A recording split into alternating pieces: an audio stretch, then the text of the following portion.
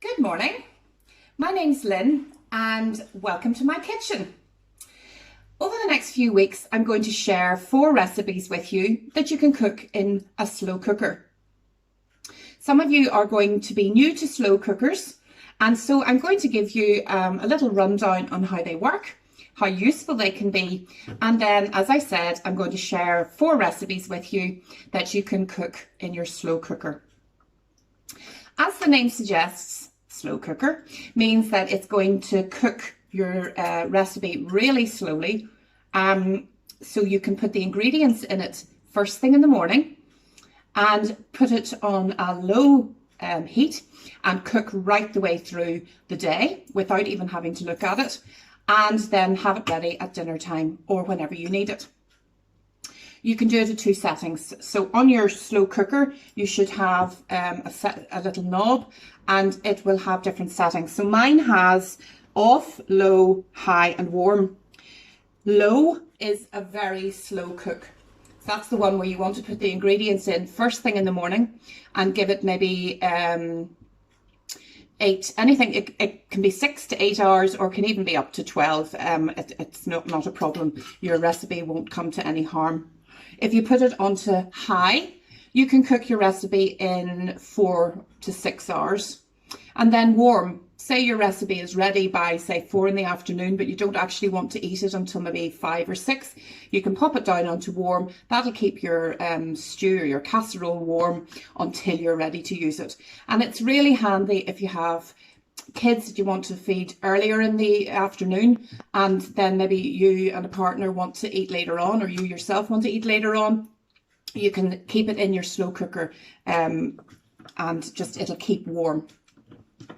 The very simple principles is there's a lovely big casserole dish in a sort of a heating jacket, and it's the heated jacket that warms the casserole and cooks your your recipe or your stew.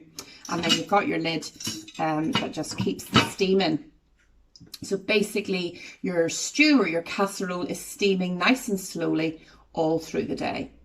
I find it really useful to make large quantities that I can freeze down batches of. So maybe if I want to make a bolognese, I can make enough to do 2 days, freeze down the leftovers, and it's really great for that. You can make soup, you can make bread, you can make desserts, you can make stews. But over the next 4 weeks, I'm going to show you how to make 4 different stews, which hopefully you and your family will enjoy. The first recipe that I'm going to share with you is a beef stew. It's a firm favourite with the family, I find, and can be served with baked potatoes or mashed potato. And in this case, we've recommended mashed potato. So I'm just going to run through the ingredients. And what we have here is I've got 3 carrots, which I've peeled and chopped. No fancy chopping required. You just want nice big chunks. Because you're cooking really slowly, if you make the chunks too small, the vegetables will disappear into the gravy and you'll not still be able to see carrot at the end of the cooking time. So no fancy chopping, just chop it into good chunks. So nice good chunks. I've got 2 sticks of celery, and again I've just cut them into nice chunks, and I've got 1 onion, again just roughly cut into chunks. And what I'm going to do just to begin with is fry off the onion and the celery together.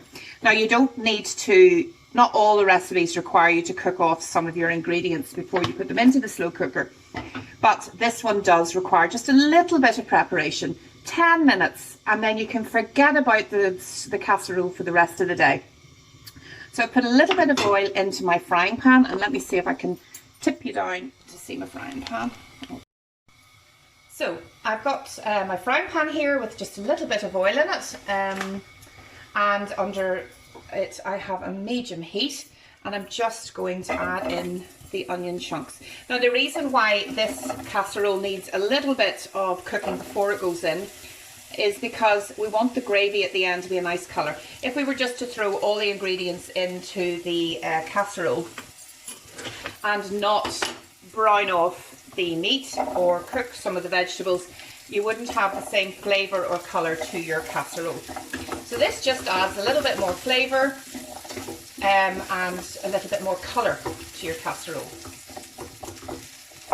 So while they're cooking off, I'm just going to show you that I also have then some beef pieces.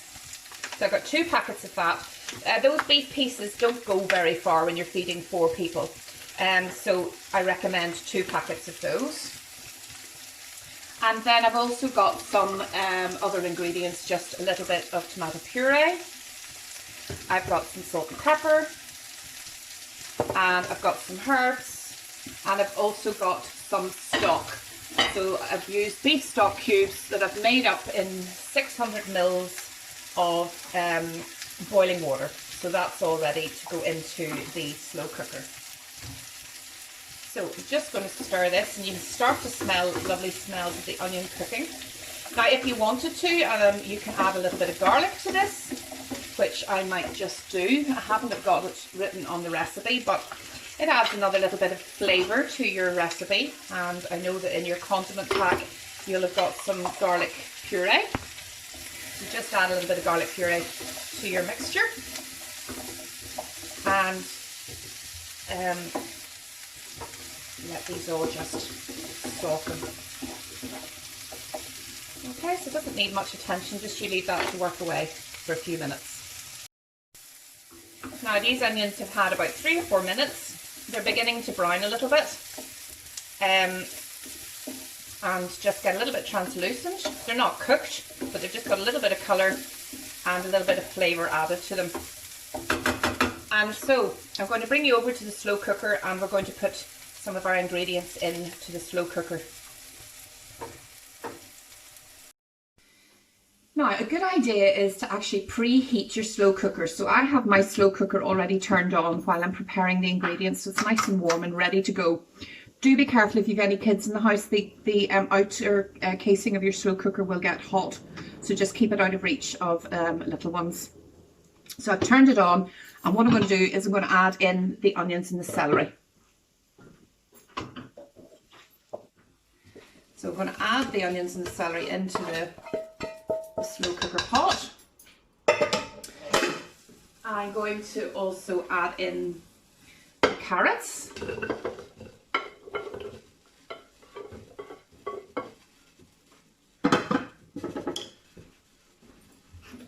I'm going to add in some of the flavours. So we need 2 tablespoons of the tomato puree. So the tablespoon is a big spoon, but if you've only got dessert spoons, instead of 2, maybe do 3. So I'm going to give it, or you know, sometimes I don't even use the spoon. I just give 3 good squirts of tomato puree into the slow cooker. This helps to thicken the gravy. It also adds a lovely flavour and colour to your casserole. I'm going to add in some salt and pepper. A good grind of pepper, or a good pinch or 2 of pepper if it's already ground for you. Salt, don't add too much salt in, because you're going to add in the stock cubes, and stock cubes have actually got quite a lot of salt in them. So I would add a little bit at this stage, and then I'll taste the gravy towards the end of the cooking period, and then if you need more salt, you can add some more salt in, because you can't take the salt out. So just not very much at this stage. I'm going to add in my herbs, which I'm going to add in here. So just some mixed herbs go in. And the last thing I'm going to add at this point is the stock. So I'm just, as I say, I've made up 2 stock cubes in 600 mils of water, boiling water, so it kind of dissolves. I'm going to stir all those ingredients together. Just let you see into the pot. Stir all those ingredients together, and then we're going to go back to the stove and fry off the beef. So I'm going to put the lid on to keep the heat in there, and let that all start to get really nice and hot and start its cooking process. So the last stage of the preparation for your casserole is just to brown off the beef. So in the same frying pan that you fried off your onions and your celery, you're just going to fry off your beef. Now don't be tempted to throw the whole lot into your frying pan, because otherwise it'll all stew and steam, and it goes a horrible kind of grey colour, and is really not kind of pleasant and takes forever. actually takes far longer than doing it in little batches. So what I'm going to say to you is do it in small batches, and what you want to do is get a nice brown crunchy coating onto your beef pieces, and this is what's going to give you flavour and colour to your beef stew. So once your oil is hot in your pan, just put those beef pieces in and don't fill the pan up too much. So I would say you maybe do it in 3 to 4 batches. So that's enough. Lots of space, nice hot pan, and this beef is going to turn nice and brown. So let it just sit for a minute or two. Now it does spit a lot, which drives me mad because then there's a lot of cleaning up afterwards, but sure,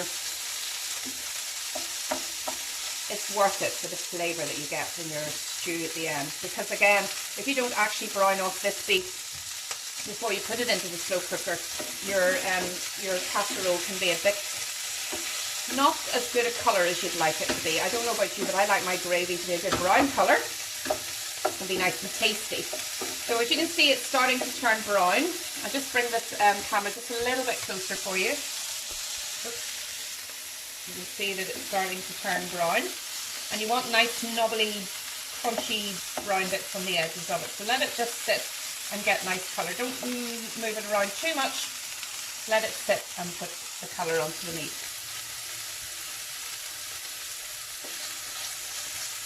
And as you have a batch ready, just pop it onto a plate with a little bit of kitchen roll to drain off the extra oil, and then pop it into your slow cooker. So I'm just going to let that sit for a minute or two and get nice colour on it. So as I say, the preparation to this recipe is about 10 minutes, and then you can forget about it for the rest of the day. And that's what I love about slow cooker. Get it done early and forget about it. So let's have a little look. This is all beginning to turn nice colour. You want all the sides of it to be coloured so you've got no more pink. You just turn over your wee pieces.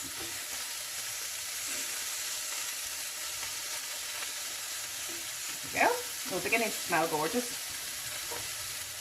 Now this beef is quite chewy at this point. You'll find if you were to try a little bit, you'd think, goodness me, how is that ever going to be any good?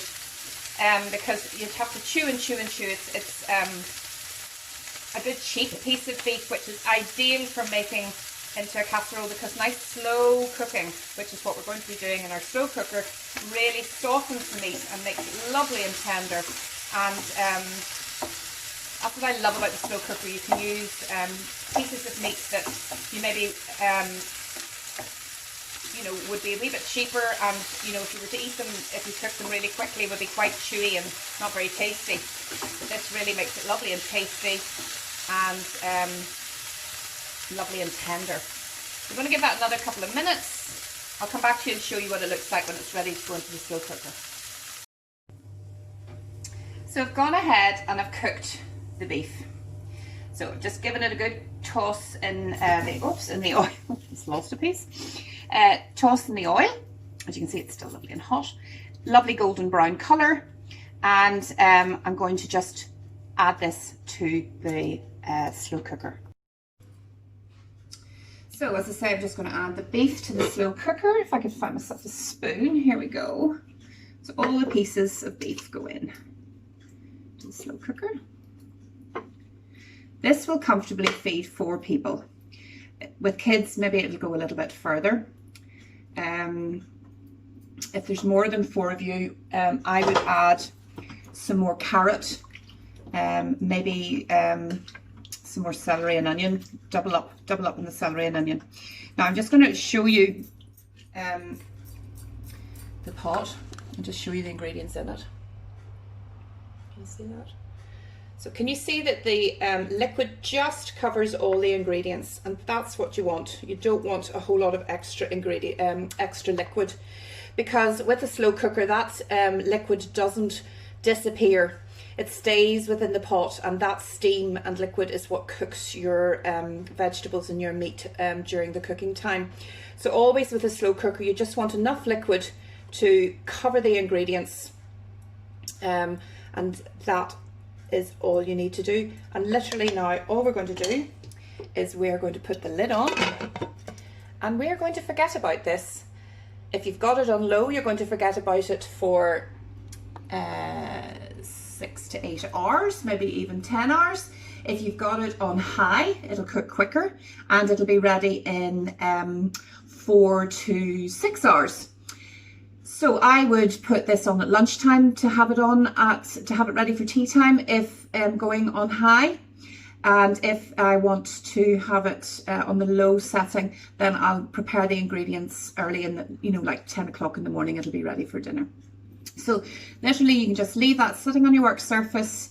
You can go in, you can go out, you can do what you have to do and come back, and that meal will be ready for you in your slow cooker. So we'll come back to it in, I have mine on high, so I'm going to come back to you in about 4 to 6 hours and let you see what the stew looks like then, because we want to just check that the meat is nice and tender and also that the flavouring is okay. We might need to add a little bit more salt, and also if you want your gravy to be a little bit thicker, we can add some gravy granules to it. So I'll see you in a bit. Well, welcome back. I have had my beef stew on for 4 hours, and the smell in the kitchen is absolutely gorgeous. It really is delicious smell. And if I just bring the camera over to let you see the stew. So as you can see, oops, if you can see past the steam, the colour hasn't really changed an awful lot, but it has cooked, and I've tried the beef, and the beef pieces are lovely and tender. So as you can see, the gravy is quite liquid still, and I like mine a little bit thicker. So let me just prop you back up again. What I'm going to do is I'm going to add just some gravy granules and just shake in a few at a time, so about maybe a pudding spoonful at a time. Give your stew a good stir, and you can start to see the liquids thickening up and coming together more like a gravy. So I need to do a wee bit more.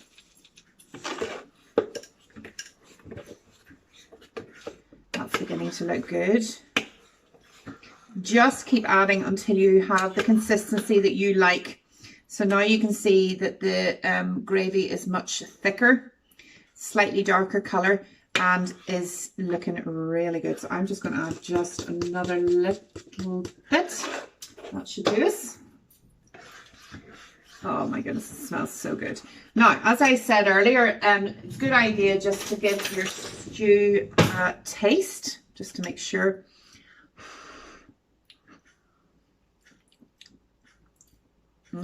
Oh, yum. But just needs a little more salt and a little more black pepper. Oh, it's really, really good. And by this stage now, your carrots and your onions and everything are all lovely and soft. And the beef is also soft too. So I have a nice portion of mashed potato here, if you can see. And I'm just going to serve my stew beside it.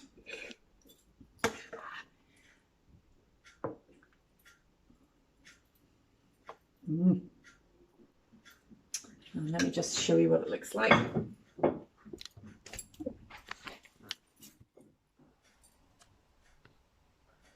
Looks really, really good, smells good, and I can vouch that it actually tastes really good too. Take it away from the sink so you can see it a bit better.